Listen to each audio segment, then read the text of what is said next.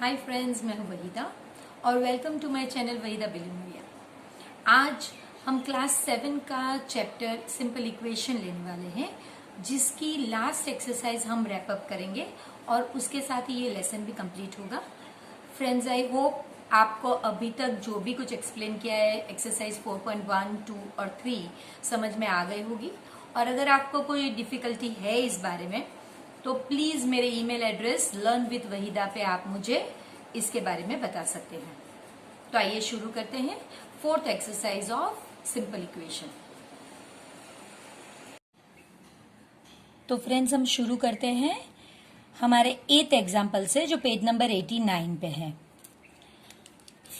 The सम, आप please अपनी text book अपने साथ रखिए, ताकि मैंने कई सम्स में ऐसा किया है कि जो स्टेटमेंट सम में मुझे इंपॉर्टेंट लगी, जो सम के रिलेटेड है, मैंने उस स्टेटमेंट को ही लिखा है।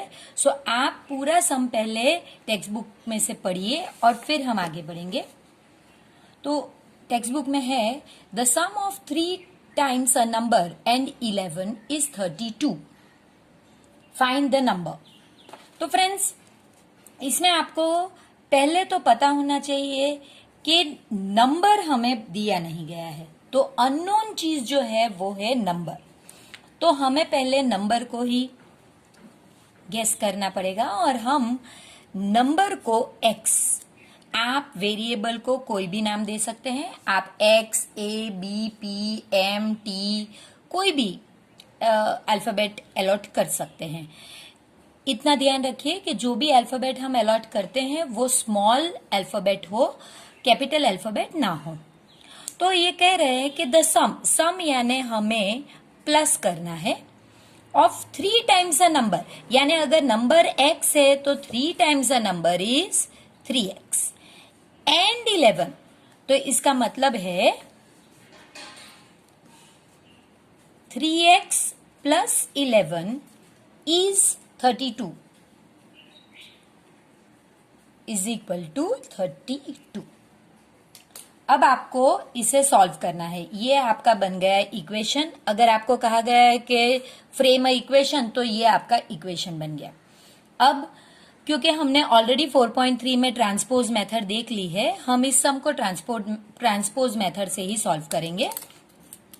तो हम लिखेंगे, पहले हम 11 की जगह उसकी जगह से शिफ्ट करके लेफ्ट हैंड साइड से राइट हैंड साइड।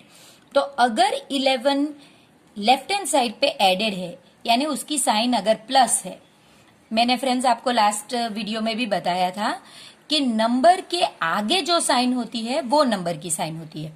तो जैसे कि 11 के आगे प्लस साइन है, तो जब वो लेफ्ट हैंड साइड से राइट हैंड साइड पे जाएगी तो वो 11 प्लस की जगह पे अब -11 हो जाएगा। तो इसलिए फ्रेंड्स, अब हम नेक्स्ट स्टेप में लिखेंगे, क्योंकि यहाँ पे सिर्फ 3x बचेगा और 11 इस साइड पे शिफ्ट होगा। तो इज इक्वल टू ये 32 जिसको हमने कुछ नहीं किया वो हम पहले लिखेंगे और फिर प्लस 11 की जगह पे हम -11 लिखेंगे। इसे सॉल्व करने के बाद ये आंसर आया 21। अब आपको जगह शिफ्ट करनी है 3 की। ये 3x का मतलब है 3 मल्टीप्लाई बाय x। तो यहाँ पे अगर 3 मल्टीप्लाइड है तो राइट हैंड साइड में वो डिवाइड होगा, तो आप देख सकते हैं 7। तो आपका आंसर होगा x इज इक्वल टू 7। जो नंबर हमने सोचा था वो है 7। अब इसके बाद जो सेकंड सम है, नॉर्मली फ्रेंड्स इस एक्सरसाइज में आप देखेंगे कि जो भी सम्स है वो सारे ही हमने लास्ट एग्जाम्पल्स या फिर लास्ट एक्सरसाइज में इक्वेशन बनाने तक तो ऑलरेडी किए हुए हैं। अब इस एक्सरसाइज में एक्स्ट्रा यही चीज है कि हमें ये इक्वेशंस को सॉल्व करना है। तो ये भी एक सिंपल सम है जो हमने फर्स्ट एग्जाम्पल में ही देख लिया है। Find a number such that 1/4 of a number, 1/4 of a number का मतलब है 1/4 ऑफ अ नंबर यानी x/4 इज 3 मोर देन 7। ये स्टेटमेंट जब लास्ट टाइम भी आई थी तब मैंने आपको बताया था कि ये इस लेसन में एक ही बार यूज हुई है, दोनों सम में सेम ही है कि जिसमें आपको पहले सोचना है कि मोर कौन सी चीज है। तो मोर है 3, तो उसे हम राइट हैंड साइड पे लेंगे और ये 7 को हम लेफ्ट हैंड साइड पे सब्ट्रैक्शन की साइन के साथ लेंगे। So find a number such that 1/4 of a number is 3 more than 7। सो हमने ऑलरेडी ये इक्वेशन बनाया हुआ है, x/4 -7 = 3। जो मोर है 3 मोर वो इस साइड पे आएगा और 7 से ज्यादा है तो 7 इस साइड, लेकिन नेगेटिव साइन के साथ। ये हमारा इक्वेशन हो गया। पहले हम इस -7 को राइट साइड पे लेके जाएंगे, तो आप लिख सकते हैं x/4 = 3 + 7, सो x/4 = 10। अब हमें ये 4 जो डिवीजन में है उसे राइट हैंड साइड पे, तो अगर नंबर यहां पे डिवाइडेड है तो इस साइड पे मल्टीप्लाइड होगा, तो x = 10 × 4। फिर वो अपनी पुरानी जगह से तो निकल ही जाएगा, तो इसका आंसर आपको मिलेगा x = 40। है ना फ्रेंड्स, इजी। अब इसके आगे हम थर्ड सम करेंगे। अगर आपको ये मेथड समझ में नहीं आती है तो आप स्टार्टिंग में ये सम इस तरह भी लिख सकते हैं, x/4 = 7 + 3, 3 मोर देन 7। ये भी इसके लिए राइट ही है, लेकिन जब हम इक्वेशन फॉर्म करते हैं, इक्वेशन फॉर्म में डालिए ऐसा अगर आपको कहा गया है, तो राइट हैंड साइड पे इस तरह का हम एक्सप्रेशन नहीं लिख सकते, इसलिए ये फॉर्म में है। नहीं तो इसका मतलब तो यही है कि 3 मोर देन 7। सम आज का यानी एग्जाम्पल नंबर 10 देखेंगे। Raju's father's age is 5 years more than 3 times Raju's age. Raju के फादर की जो एज है वो 5 years मोर है। 5 years मोर यानी +5, 3 टाइम्स राजूज एज, यानी हमें यहां पे पहले तो राजू की एज पता होनी चाहिए। So let Raju's age be x। तो अब अगर राजू की एज x है तो राजूज फादर की एज क्या होगी, उसकी एज होगी, तो राजूज फादर्स एज कितनी होगी, उसने कहा है 5 more than 3 times Raju's age. Raju की एज के 3 टाइम और फिर उसमें 5 ऐड करना है। अब उसके आगे चलते हैं। इफ हिज फादर्स एज, अब एक और चीज आपको दे दी गई है और वो है इसकी फादर की एज ऑलरेडी 44 ईयर्स आपको बोला गया है। सो अगेन हम वो लिखेंगे, Raju's father's as is 44 years. Last exercise में फ्रेंड्स मैंने आपको बताया था कि अगर किसी की 2 चीज दी गई हो, यानी फादर की एक एज जो हमने इक्वेशन फॉर्म किया और फादर की दूसरी एज जो डायरेक्ट दी गई हो, तो एक ही इंसान की 2 चीज अगर दी गई हो तो आपको सिर्फ उसे इक्वेट करना है।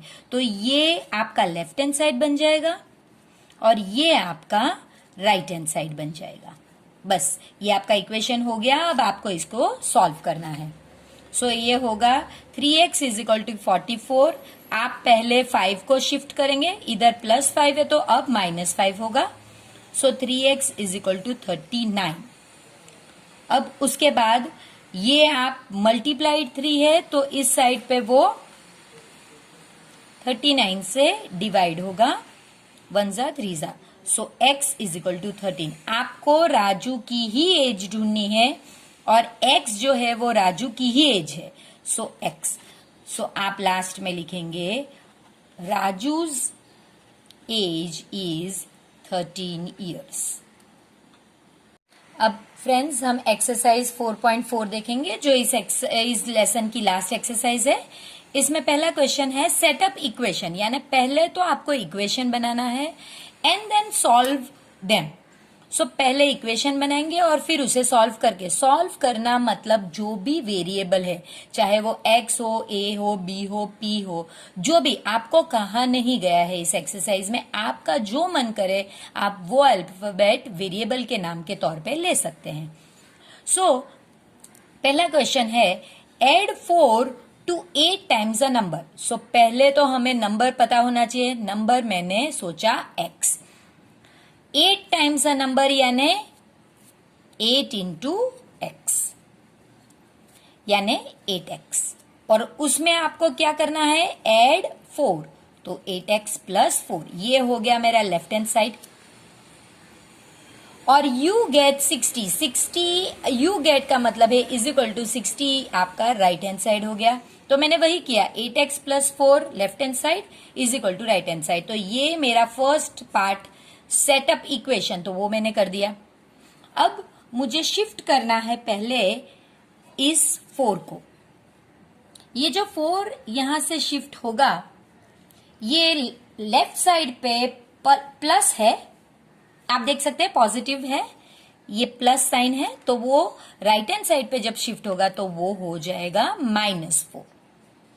तो मैंने उसको शिफ्ट किया और इसकी वजह से मेरा आंसर आया। ये 8x जैसा था वैसे ही रहा, क्योंकि इसे मैंने कुछ नहीं किया है।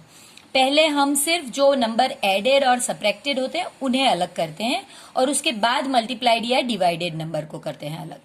सो इसका आंसर मेरा 56। मैंने लास्ट टाइम भी फ्रेंड्स आपको बताया है कि प्लीज आंसर वाला स्टेप लिखिए ताकि आपको कंफ्यूजन न हो। अब यहाँ पे 8 जो है मल्टीप्लाइड है, उसे मैं राइट हैंड साइड में शिफ्ट करूंगी तो लेफ्ट हैंड साइड मल्टीप्लाइड हो तो राइट हैंड साइड में डिवाइड, इसलिए मेरा 8 जो है वो डिवीजन में आया है। डिवीजन करने के बाद मुझे पता चला कि आंसर 7 है, तो बस वही x is equal to 7, the number is 7, ये मैंने वर्ड फॉर्म में इसे लिख दिया है। अब हम सेकंड सम लेते हैं। 1/5 ऑफ अ नंबर -4, ये एक सिंपल सम है जिसमें माइनस यानी ये लेफ्ट टू राइट ही स्टेटमेंट जा रही है।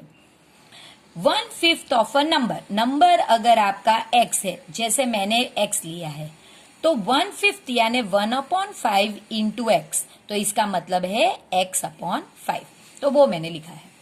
माइनस, तो मैंने माइनस किया। 4, तो 4 लिखा। गिव्स का मतलब है इज इक्वल टू, तो यहां तक मेरा लेफ्ट हैंड साइड है और ये मेरा राइट हैंड साइड है। सो x/5 -4 इज इक्वल टू 3, ये हो गया मेरा इक्वेशन जो हमें पूछा गया है। अब मैं पहली चीज जो राइट साइड पे शिफ्ट करूंगी वो है -4, तो लेफ्ट साइड पे अगर -4 है तो राइट साइड पे वो होगा +4, तो इसकी वजह से 3 तो था ही पहले और -4 अब आके +4 हो गया। सो आंसर हो गया मेरा 7। आंसर वाला स्टेप मैं पहले लिखूंगी और उसके बाद ही मैं आगे का स्टेप करूंगी जो मुझे यहां से करना है। तो अब ये मेरा 5 जो है इसे मुझे यहां से निकालना है, क्योंकि मुझे सिर्फ वेरिएबल ही एक साइड पर चाहिए, एक साइड पे चाहिए। तो x डिवाइडेड बाय 5, तो अब वो राइट हैंड साइड पे जब जाएगा तो वो 7 मल्टीप्लाइड बाय 5, ये जो 5 लेफ्ट हैंड साइड पे डिवाइडेड था वो राइट हैंड साइड पे मल्टीप्लाइड होगा और इसकी वजह से मेरा आंसर आएगा x is equal to 35, the number is 35। Third sum, if I take 3/4 of a number and add 3 to it, यानी अगर मैं एक नंबर जो यहां पे x है सपोज, उसका 3/4 लूं और उसमें मैं ऐड करूं 3, आई गेट का मतलब है is equal to I get 21। अब ये 3/4 इंटू एक्स को मैं इस तरह भी लिख सकती हूं, 3/4 3x/4, और ये मेरा इक्वेशन बन गया। अब जो ये +3 है, सॉरी, उसे मैं राइट हैंड साइड पे शिफ्ट करके -3 कर दूंगी, क्योंकि प्लस अगर राइट हैंड साइड कोई भी साइड शिफ्ट करे तो वो अगर साइड शिफ्ट करे तो ही ये रूल एप्लीकेबल हो जाता है कि उसकी साइन प्लस से माइनस हो जाती है। इसके बाद 21 - 3 18 हो गया। अब फ्रेंड्स मैंने आपको बताया था कि जब कोई फ्रैक्शन किसी वेरिएबल के साथ मल्टीप्लाइड हो तो हमें राइट हैंड साइड पे उसके रेसिप्रोकल से मल्टीप्लाई करना पड़ेगा। यानी अगर 4 नीचे है तो 4 ऊपर जाएगा और 3 ऊपर है तो 3 नीचे आएगा। तो इस तरह से 18 इंटू 4/3, 3 1 जा 3 6 जा 6 4 जा 24, तो हमारा नंबर होगा 24। Fourth sum friends, When I subtracted 11 from twice a number, अब from आया तो इसका मतलब ये जो पार्ट है ये आगे आना चाहिए और ये जो पार्ट है ये पीछे आना चाहिए। तो अब आप देख सकते हैं, अब मैंने नंबर a लिया है, वेरिएबल अभी तक मैंने x यूज किया था, अब मैंने a यूज किया है। आप कोई सा भी अल्फाबेट यूज कर सकते हैं। ट्वाइस अ नंबर यानी 2 इंटू a यानी 2a, उसमें से मुझे सब्ट्रैक्ट, सो 2a पहले आएगा और उसमें से मुझे सब्ट्रैक्ट करना है तो सब्ट्रैक्ट किया, 11 बाद में आएगा। मुझे रिजल्ट यानी इज इक्वल टू 15 मिला। ये हो गया मेरा इक्वेशन। इसके बाद -11 की जगह पहले शिफ्ट करेंगे तो ये -11 राइट हैंड साइड पे जाके +11 हो गया, जिसका आंसर आएगा टोटल 15 + 11 26। अब मैं ये 2 जो लेफ्ट हैंड साइड पे मल्टीप्लाइड है उसे राइट हैंड साइड पे भेजने के साथ वो डिवाइड हो जाएगा और उसे सॉल्व करके मुझे आंसर मिलेगा a = 13। आप देख सकते हैं फ्रेंड्स, और इसके बाद मैंने रिटर्न भी लिखा है कि the number is 13। Sum number E, Munna subtracts thrice the number of books he has from 50, यानी 50, ये फ्रॉम वर्ड है यानी 50 आपका पहले आना चाहिए। फिर उसके पास जो बुक्स है उसकी थ्राइस नंबर उसने, यानी अगर उसके पास नंबर ऑफ बुक्स y है तो 3 इंटू वाई यानी 3y उसने सब्ट्रैक्ट किया 50 में से। He finds the result to be 8, यानी ये पूरा जो आपका है ये आपका राइट हैंड साइड है, तो उसका रिजल्ट कितना आया, उसका रिजल्ट आया 8। तो ये आपका इक्वेशन हो गया। अब फ्रेंड्स, ये इक्वेशन मैंने इस तरह से सॉल्व किया, मैं आपको यही सेम इक्वेशन दूसरी तरह से भी सॉल्व करना बताऊंगी। हम नंबर को शिफ्ट करेंगे तो नंबर जो है उसके आगे कोई साइन नहीं तो वो माना जाएगा पॉजिटिव। तो जब वो नंबर अपनी जगह लेफ्ट हैंड साइड से राइट हैंड साइड पे शिफ्ट करेगा तो वो होगा -50। अब ये जो माइनस साइन है ये 3y की है तो उसके साथ ही रहेगी यहां पे। अब जब मैं सॉल्व करूंगी ऑपोजिट नंबर तो सब्ट्रैक्ट होगा और आंसर बड़े नंबर की साइन, सो -42। अगर आप चाहें तो आप यहां भी -3y = -42, यहां भी ये दोनों साइड पे अगर माइनस है, एक एक ही नंबर होना चाहिए या एक एक ही एक्सप्रेशन, और माइनस साइन अगर दोनों में है तो आप उसे यहीं पे कैंसिल कर सकते हैं। सेकंड स्टेप, आप उसे यहां पर भी कैंसिल कर सकते हैं। अब -3 पूरा ही मल्टीप्लाइड है y के साथ, तो आप उसे यहां भी कैंसिल कर सकते हैं। और मैंने यही किया है, लेकिन मैंने जानबूझकर माइनस यहाँ पे कैंसिल नहीं किया था ताकि मैं आपको समझा सकूं कि जैसे आप नंबर का कैंसिलेशन कर सकते हैं वैसे आप साइन का भी कैंसिलेशन कर सकते हैं। इसीलिए आंसर में -14 नहीं है, क्योंकि नीचे भी माइनस था, डिनोमिनेटर में भी और न्यूमरेटर में भी माइनस, तो वो कैंसिल आउट हो गया और इसके लिए आंसर में है 14। सो भाई उसके पास 14 बुक्स है। हमारा next sum, Iban thinks of a number if she adds 19 to it, यानी जो नंबर उसने थिंक किया वो x या a या m या y कोई भी हो सकता है, मैंने m लिया है इस टाइम। सो इबन ने जो नंबर सोचा है वो है m। If she adds 19 to it, यानी m उसने सोचा, उसके बाद उसने उसमें 19 ऐड किया, एंड देन डिवाइड्स द सम, सम यानी ये सम को उसने डिवाइड किया पूरे को 5 से। ऐसा नहीं है कि ये इस तरह का सम है, ये रॉन्ग होगा। पहले उसने दोनों चीज को ऐड किया और फिर टोटल जो सम आया उसको 5 से डिवाइड किया। She gets 8। ये तो आप समझ ही गए होंगे कि इतना पार्ट आपका राइट हैंड साइड है, तो इसीलिए मैंने m + 19/5 = 8 लिया। फिर मैंने ये बताया कि ये दो पहले ऐड किए गए हैं तो इन्हें हमें कुछ नहीं करना है। यहां पे आप ऐसा नहीं कर सकते, भाई आपने ऐसा सोचा कि मैं ये शिफ्ट कर दूं तो आप ऐसा नहीं कर सकते। क्यों? क्योंकि ये 5 है, ये 5 जो है ये 19 से भी डिवाइड होगा, ये आप बड़े क्लासेस में सीखेंगे। तो आप ऐसा नहीं कर सकते, आपको पहले ये 5 को ही अपनी जगह से शिफ्ट करना होगा, इस 5 को शिफ्ट करना होगा। तो मैंने पहले 5 शिफ्ट किया और उसके बाद वो आंसर 40 आया। अब मैं ये 19 को, पूरे नंबर को, प्लस 19 को इस साइड पे शिफ्ट करके माइनस 19 करूंगी और जो भी आंसर आएगा वो इब्न हाल ने सोचा हुआ नंबर होगा। तो वो आंसर है 21। क्वेश्चन नंबर 1 का लास्ट सम है ये, और इसमें कहा गया है Anwar thinks of a number. So Anwar ने एक नंबर सोचा है, तो मैंने वो नंबर लिया p।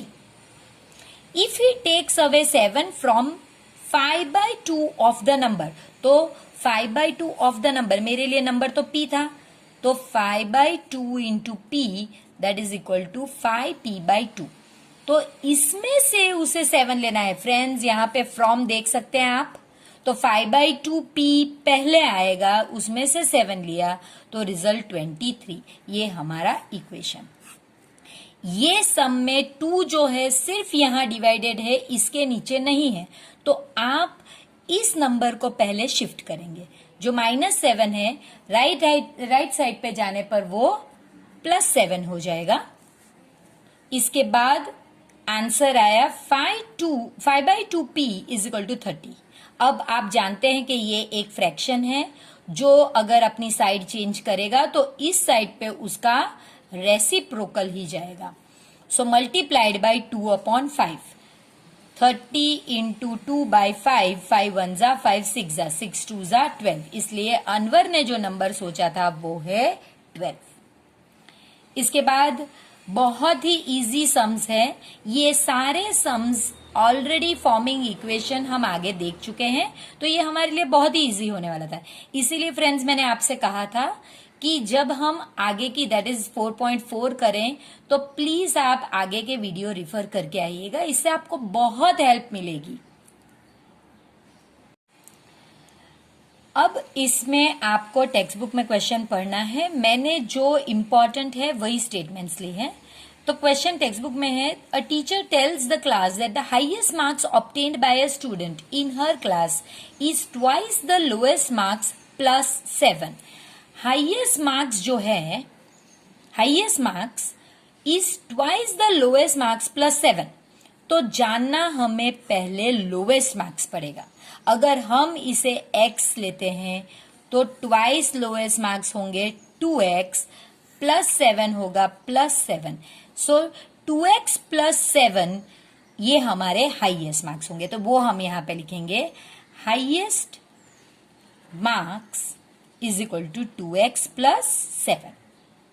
फिर नेक्स्ट स्टेप में उसने फिर से कहा है द हाईएस्ट स्कोर इज 87, यानी हाईएस्ट के बाद टीचर ने 2 बार कही स्कोर यानी मार्क्स, वो 87। मैंने जब फ्रेंड्स आपको कहा है कि अगर एक ही चीज के 2 बार आंसर, एक बार हम इक्वेशन खुद फॉर्म करते हैं तब, और एक बार उसका डायरेक्ट आंसर दिया गया हो, तो आपको सिर्फ ये 2 चीजों को इक्वेट करना है।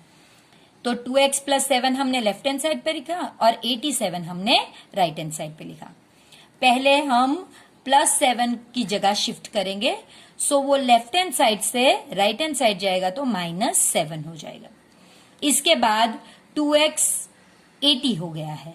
अब ये जो 2 है वो लेफ्ट हैंड साइड पे मल्टीप्लाइड है, 2 इंटू x है, तो ये 2 को अगर मैं राइट हैंड साइड पे भेजूंगी तो वो मल्टीप्लाइड में से डिवाइड हो जाएगा।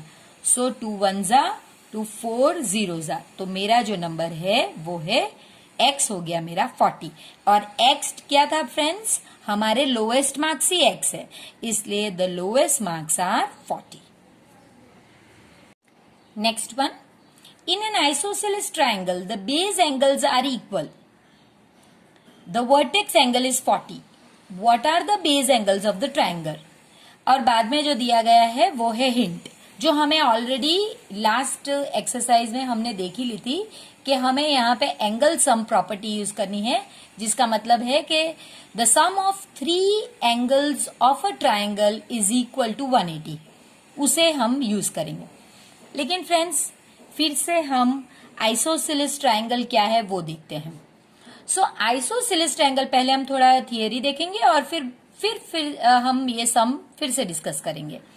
आइसोसेलेस ट्रायंगल का मतलब है फ्रेंड्स कि जिसकी दो साइड, कोई भी दो साइड सेम हो। तो मेरे केस में अगर ए बी और ए सी सेम है तो मैंने उनमें सेम डिजाइन बनाई है। जब आइसोसेलेस ट्रायंगल की दो साइड सेम हो तो ऑटोमेटिकली उसके ये दो एंगल्स जिसे हम बेस एंगल्स कहते हैं ये भी सेम ही हो जाते हैं। तो आइसोसेलेस ट्रायंगल में अगर एक बेस एंगल को आप अगर x कहेंगे तो ऑटोमेटिकली दूसरा बेस एंगल, ये दोनों बेस एंगल है, ये ऑटोमेटिकली x हो जाएगा। और वर्टेक्स एंगल का मेजर उन लोग ने आपको ऑलरेडी 40 दे दिया है। तो ये एक्सप्लेनेशन है और ये जो है इस एक्सप्लेनेशन के बेस पे हमने ये डेटा डाला हुआ है। तो अब आगे बढ़ते हैं हमारे सम में कि जिसमें हमने जो किया है वही लिखा है कि let the base angles be x, यानी जो एंगल बी है वो भी एक्स है और एंगल सी है वो भी एक्स है। अब आप ये दो स्टेटमेंट अलग ना लिखना चाहें तो ये दो को मिलाकर आप एक ही स्टेटमेंट में इस तरह भी लिख सकते हैं कि B जो है वो इक्वल टू C है और C जो है वो है X, यानी इससे पता चला है कि B भी X है और एंगल C भी X है। अब ये एंगल सम प्रॉपर्टी जब हमने देख ली तो उसे हमें इसमें यूज करनी है।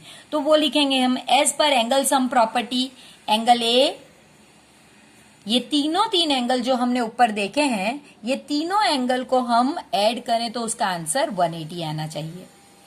ए हमें ऑलरेडी दे दिया गया है 40, आप देख चुके हैं यहाँ पे 40 ऑलरेडी दे दिया गया है, और बी और सी हमने एक्स लेना है तो वो हम यहाँ पे एक्स लेंगे इज इक्वल टू 180। 40 तो जैसा है वैसे ही, ये 1 एप्पल प्लस 1 एप्पल 2 एप्पल हो गया आपका। अगर आपको वेरिएबल समझ में नहीं आता तो आप इसे एप्पल गिनिए, एक एप्पल प्लस एक एप्पल 2 एप्पल हो गए आपके, और 180। अब नंबर आगे इसके कोई साइन नहीं है तो इसका मतलब ये प्लस 40 है। जब इसे हम शिफ्ट करेंगे, हम इसे नहीं शिफ्ट करेंगे, वेरिएबल को हमें लेफ्ट हैंड साइड पे ही रखना है, राइट हैंड साइड पे सिर्फ नंबर्स भेजने हैं। तो मैंने 40 को राइट हैंड साइड पे भेजा तो वो -40 हो गया। 180 माइनस 40 गिव्स मी 140। अब मेरा जो 2 इस साइड पे मल्टीप्लाइड है उसे मैं राइट हैंड साइड पे डिवाइड में भेजूंगी। सो 140 डिवाइडेड बाई 2, 2 1 जा, 2 7 जा, 0 जा, सो x इज इक्वल टू 7। तो x क्या है आप देखिए, यहाँ पे मैंने लिखा ही है कि x जो है वो मेरा बेस एंगल है, यानी x एंगल बी भी x ही है और एंगल सी भी x ही है। तो अब मैं वही नीचे लिख रही हूं कि जो x है वो मेरे बेस एंगल है, यानी दोनों बेस एंगल मेरे 70 आएंगे, एंगल बी भी 70 और angle. Sachin scored twice as many runs as Rahul, यानी पहले तो आपको राहुल का ही पता होना चाहिए तभी आप जान पाएंगे कि सचिन ने कितना स्कोर किया। अगर राहुल ने x स्कोर किया होगा तो सचिन ने ट्वाइस राहुल यानी 2x स्कोर किया होगा। तो वही मैंने लिखा है कि पहले तो हमें राहुल का ही सोचना पड़ेगा, इसलिए मैंने लिखा है राहुल के रन x है। Sachin score twice as Rahul यानी 2x है। अब इंपॉर्टेंट चीज है, अब जो कहा गया है टुगेदर, यानी टुगेदर वर्ड का मतलब है अब आपको ऐड करना है। Their runs fell two short of double century. Double century यानी 200, शॉर्ट माने लेस और 2, सो 200 माइनस 2 यानी 198। तो वही मैंने एक्सप्लेनेशन में लिखा है टुगेदर, यानी ये आपको ये जो पार्ट है वो आपका एक्सप्लेनेशन पार्ट है। ऐड करना है सचिन और राहुल के स्कोर को, तो टुगेदर का ये मतलब है। 2 शॉर्ट ऑफ डबल सेंचुरी वही जो मैंने आपको समझाया वही है। तो ये जो है ये आपको लिखना पड़ेगा ताकि टीचर को पता चले कि आप समझ रहे हैं सम क्या पूछा गया है और उसी के मुताबिक आप आंसर दे रहे हैं। अब हम सम शुरू करते हैं कि टुगेदर ये दो के जो रन मिला के 200 से 2 कम होने चाहिए यानी 198। सो सचिन के आपने देख लिया, यहाँ पे लिखा है सचिन के कितने हैं, सचिन के हैं 2x, तो मैंने सचिन की जगह पे 2x लिखा है। और राहुल के हैं x, तो मैंने राहुल की जगह पे लिखा है x। ये दो मिला के हुए 198। 2 Apple plus 1 Apple, so that means it is 3x is equal to 198. 2 Apple plus 1 Apple is 3 Apple. अब आपको 3 जो यहाँ पे मल्टीप्लाइड है उसे इस साइड पे डिवाइड करना होगा। 198 डिवाइडेड बाई 3, 3 1 जा 3 6 जा 18, 3 6 जा 18। So x is equal to 66। So x किसका है, आपने देखा कि x जो है वो हमने यहाँ पे देखा कि वो राहुल का है, तो इसके लिए आप लिखेंगे x राहुल के रन है जो 66, लेकिन साथ में आपको सचिन के रन भी पूछे हैं, तो आपको फिर से सचिन के रन पे जाना होगा कि सचिन 2x है, इसलिए अब आपको Sachin run is equal to 2x। So 2 into x की वैल्यू क्या है, आपने ढूंढ ली है कि वो 66 है, तो 2 इंटू 66 132 रन्स। क्वेश्चन 3 के पहले सम को देखते हैं। Irfan says that he has 7 marbles more than 5 times the marbles of Parmeet। ये हमने ऑलरेडी पहले देख चुके हैं ये सम। सो इरफान का कहना है कि उसके पास 7 मार्बल्स मोर है, किन से, परमीत की मार्बल्स से 5 टाइम्स से मोर है। तो अगर परमीत की मार्बल आपने x ली तो 5 times Parmeet marble will be 5x और उससे 7 ज्यादा, सो 5x प्लस 7 टोटल होगा। परमीत को पहले हम x देखते हैं, फिर 5 टाइम्स x उससे 7 ज्यादा, तो 5x प्लस 7 होगा। साथ में आगे बताया भी गया है कि इरफान के पास 37 मार्बल है, तो आप देख सकते हैं इरफान की 2 चीज दी गई है, एक तो ये इक्वेशन के जिसमें 5x प्लस 7 हो गया, और एक ये नंबर के उसके पास टोटल 37 है। बस आपको ये दोनों को इक्वेट करना है और आगे। So 5x plus 7 is equal to 37, plus 7 को हम शिफ्ट करेंगे तो वो होगा -7 राइट हैंड साइड पे। उसका आंसर 37 माइनस 7 इज 30। अब ये जो 5 मल्टीप्लाइड है वो इस साइड पे डिवीजन में आएगा, तो आप 5 1 जा 5 6 जा x इज इक्वल टू 6। आपको सिर्फ परमीत की मार्बल्स पूछी गई है, इसलिए आपका सम यहाँ पे खत्म हो जाता है, क्योंकि परमीत के पास x मार्बल्स थी और हमने x ढूंढ लिया है। अगर आपको इरफान की मार्बल पूछी गई होती, जो जरूरत ही नहीं है क्योंकि ऑलरेडी आपको पहले कह दिया गया है कि इरफान के पास 37 मार्बल्स है, तो अननोन सिर्फ परमीत था, तो उसकी मार्बल्स आपको मिल गई है। अब इसके बाद नेक्स्ट हम देखेंगे। Lakshmi's father is 49 years old, he is 4 years. तो पहली चीज तो है कि भाई लक्ष्मी के फादर जो है उनकी एज है 49 ईयर्स ओल्ड। ही यानी लक्ष्मी के फादर सेम वही है, यानी इनकी ही 2 चीज दी गई है। He is 4 years older than 3 times Lakshmi. तो लक्ष्मी अगर आपको पता है तो 3 टाइम्स लक्ष्मी, उसमें 4 ऐड करने पर फादर मिले। तो आपके पास अब 2 ऑप्शन है, एक ये कि लक्ष्मी की एज x है, 3 टाइम्स उसकी एज यानी 3x, उसमें 4 अगर ऐड करे तो वो ये है। और सो ये एक चीज है और ये एक चीज है, तो ये दोनों को आपको इक्वेट करना है। 3x प्लस 4 जो आपने ये सॉल्व करके यहाँ पे मैंने आपके लिए सॉल्व किया है, और डायरेक्ट 49, ये दोनों चीज एक ही इंसान की है, तो वो इक्वेट होगी। तो आप इक्वेट करके 3x plus 4 is equal to 49, ये आपका इक्वेशन हो गया। पहले हम शिफ्ट करेंगे +4 को, तो वो राइट हैंड साइड पे जाके -4 हो जाएगा। इसका 49 माइनस 4 यानी इसका आंसर आएगा 45। अब जो 3 है मल्टीप्लाइड वो इस साइड पे जाके डिवाइड होगा, सो 45 डिवाइडेड बाय 3, 3 1 जा 3 एंड 3 5 जा 15। सो आपके पास x इज इक्वल टू 15। इसमें फ्रेंड्स लक्ष्मी के फादर की एज 49 तो दी गई है, तो जो x है वो सिर्फ लक्ष्मी का ही एज है और यही पूछा जाएगा। फादर की एज के बारे में पूछना ही नहीं आएगा क्योंकि वो तो ऑलरेडी आपको बता दिया गया है। क्वेश्चन 3 का last sum. People of Sundargram planted trees in the village garden. Some of the trees were fruit trees, यानी एक गार्डन में थोड़े फ्रूट ट्रीज थे और थोड़े जो थे वो नॉन फ्रूट ट्रीज थे। ये कुछ ऐसा था। The number of non fruit trees were 2 more than 3 times the number of fruit trees. ये हमारे लिए इंपॉर्टेंट है। नंबर ऑफ नॉन, आप है ना फ्रेंड्स, जब भी इस तरह के स्टेटमेंट वाले इक्वेशन सॉल्व करने हो तो प्लीज उसे इस तरह से स्टेटमेंट फॉर्म में लिखिए, ताकि आपको पता चले कि पहले आपको क्या एज्यूम करना है और उसके बाद सम करना है।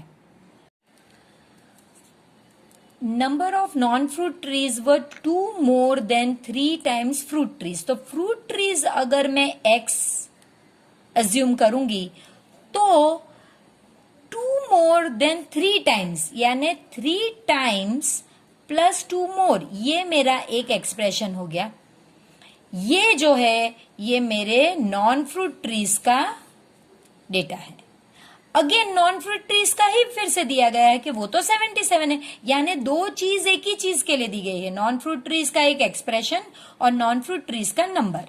बस हमें इन्हें इक्वेट करना है। यही जो मैंने किया है वही मैंने यहाँ पे लिखा हुआ भी है कि भाई फ्रूट ट्रीज, देखिए मैंने फ्रूट ट्रीज को ही एज्यूम किया x, तो let fruit trees be x। तो नॉन फ्रूट ट्रीज कितने होंगे? 2 more than 3 times x, यानी 2 more 3 times x। तो अब यही चीज नॉन फ्रूट ट्रीज 77, तो आपको इसे और इसे इक्वेट करना है। पहले +2 राइट हैंड साइड पे जाएगा तो -2, उसके बाद आपको सिर्फ आंसर लिख के ये जो मल्टीप्लाइड 3 है उसे डिवीजन में लाना है। सो 75 डिवाइडेड बाई 3, 3 1 जा, 3 2 जा 6 एंड 3 5 जा। सो x इज इक्वल टू 25। इसमें आपको नॉन फ्रूट ट्री का तो नंबर पूछेंगे ही नहीं, क्योंकि वो तो ऑलरेडी दिया हुआ है। तो आपको फ्रूट ट्रीज का नंबर पूछा है, जो हमने ढूंढ लिया है वो है 25। अब फ्रेंड्स ये जो लास्ट क्वेश्चन है वो है solve the following riddle. Riddle में कहा गया है I am a number, tell my identity, take me 7 times over, यानी मैं एक नंबर हूं। टेक मी 7 times ओवर, यानी 7 times, यानी मुझे ये जो नंबर आपने एज्यूम किया, let the number be x, तो 7 times का मतलब है 7 into x। उसके बाद कहा गया है एन एड 50, तो आप उसमें 50 ऐड करोगे तो आपका हो गया 7x plus 50। Need 40 to reach triple century, triple century यानी 300, अभी 300 पहुंचने के लिए 40 बाकी है, तो इसका मतलब 300 minus 40, सो दैट मीन्स 260।